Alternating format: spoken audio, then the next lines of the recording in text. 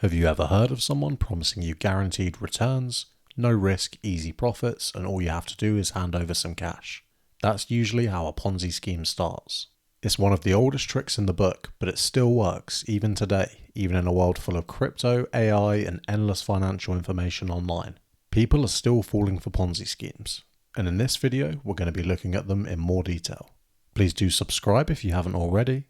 It really helps this small channel grow. A Ponzi scheme is basically a financial illusion. It gives the appearance of steady, consistent returns, but the money you're earning isn't actually profit from investments, it's coming from other people's deposits. It's recycling money from new investors to pay old ones, and the whole thing depends on a constant flow of fresh cash coming in, and once that slows down, the entire structure collapses like a house of cards. The name comes from Charles Ponzi, an Italian who pulled off one of the biggest scams in the 1920s. He promised investors huge returns from trading international postal coupons. He told people he'd found a way to make 100% profit in 90 days by exploiting price differences in these coupons between countries. It sounded brilliant and complicated enough to seem believable. The problem was he never made those profits. Instead, he used money from new investors to pay the old ones and take a fee for himself. And for a while it worked perfectly. Everyone was happy, people were making money, word spread and more people invested, and Ponzi became a millionaire. Until of course it all came crashing down. And that's how every Ponzi scheme works. It needs constant new money to survive. As long as new investors keep coming in, the illusion continues. But once withdrawals start exceeding deposits or people stop investing, the scheme collapses almost instantly. It's not sustainable because there are no real profits being generated. It's just money moving in circles. The clever thing about Ponzi schemes is how believable they can seem at first. The returns usually aren't ridiculous. They might offer something like 10 or 12% a year, high enough to be attractive, but not so high that it seems obviously fake. They also often use complex sounding explanations to make it sound legitimate, like trading arbitrage, real estate flipping, crypto mining, or secret investment strategies. Most people don't dig deep enough to check. The people behind these schemes are often very charismatic.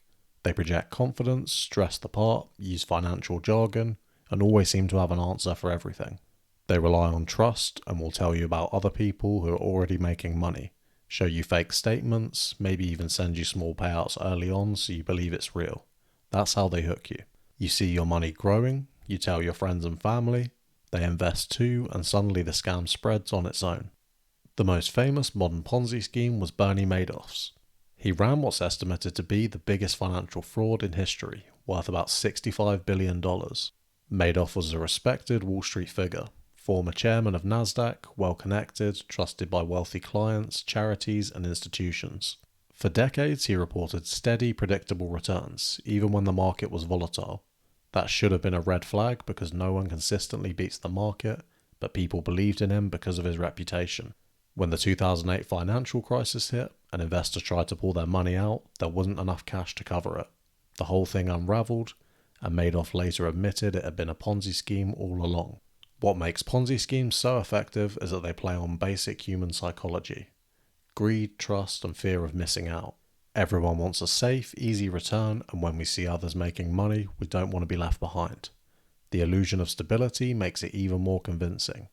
The payouts feel real, the statements look official, and as long as the numbers go up, no one asks too many questions.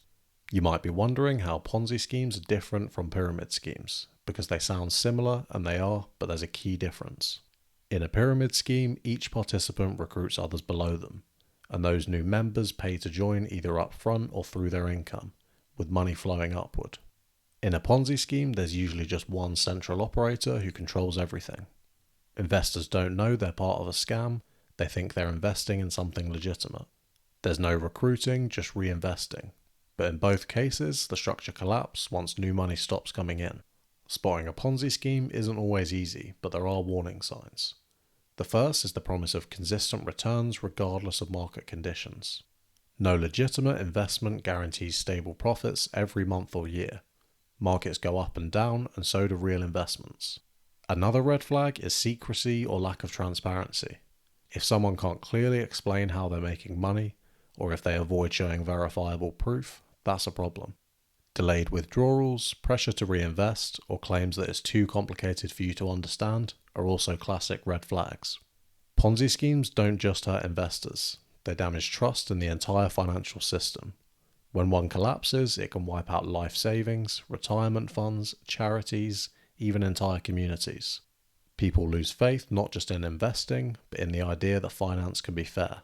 And because most of the money in these schemes is circulated rather than invested in anything real, there's usually nothing to recover once it falls apart. The early investors might walk away with profits, but everyone else loses. Interestingly, Ponzi schemes have evolved with technology. Back in Charles Ponzi's day, it was letters and newspapers. Now it's crypto projects, online trading platforms, and social media influencers promising massive gains, but the underlying trick never changes.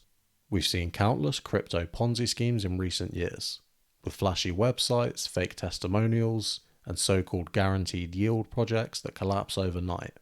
And just like before, they work because people want to believe in easy money.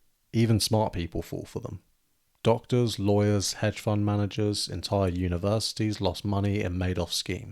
It's not always about intelligence, it's about trust, social proof, and the illusion of safety. When you see someone credible promoting an opportunity, it's natural to let your guard down. Scammers know that and they exploit it. If it's too good to be true, then it probably is. Legitimate investing takes time, patience, and risk. There are no guarantees, and if someone tells you they can give you high returns with no risk, walk away. That's not investing, that's the bait for a Ponzi scheme. Have you or anyone you know fallen victim to a Ponzi scheme, and were they able to get any of their money back? Let me know down in the comments, and please do subscribe if you've enjoyed this video, and thanks for watching.